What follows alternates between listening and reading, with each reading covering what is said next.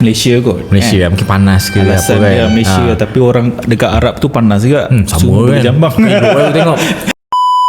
Korang tahu tak kenapa orang Malaysia ramai tak nak belah jambang? Kebiasaannya lah yang aku selalu dengar kan, orang beritahu kan, gatal. Itu nombor satu. Gatal nombor satu kan. Memang sebab tu aku sebut gatal. Nombor dua, apa? Tak selesa. Tak selesa.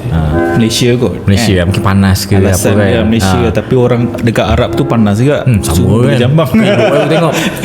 Kalau korang tengok kawan-kawan korang yang boleh, sebenarnya korang nampak dia ada potensi boleh tumbuh jambang. Tapi mesti dia suka shave jambang dia. Aku boleh bet reason nombor satu dia adalah dia gatal. Kalau gatal, korang kena buang gatal tu, bukan buang jambang tu. Antara kenapa aku boleh jambang juga sebab aku ada orang yang hint aku, yang bagi tahu aku, cuba bela. Tahu siapa? Siapa? Kau lah. Oh. Kau ingat dekat food court masa tu kau cakap dengan aku, Kamal cuba kau bela jambang. Pada sebelum tu aku punya live, aku jenis yang aku akan buang. Aku akan aku just pendekkan ataupun aku cukur ke, aku tak jaga lah, aku tak bela jambang masa tu.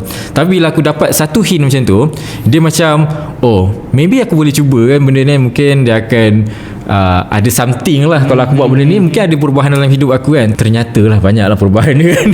Sebab aku daripada tak ada jambang tau, aku daripada genetik yang memang tak ada jambang, tak ada facial hairs langsung, aku pelik kenapa orang yang ada potensi untuk full beard ni tak bela jambang langsung, suka sangat shave, suka buang. Yalah, mostly yang orang jawab gatal.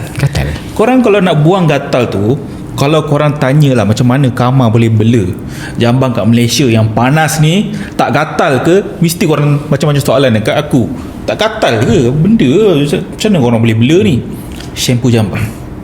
Pakai shampoo jambang. Jangan tak pakai shampoo jambang, memang gatal.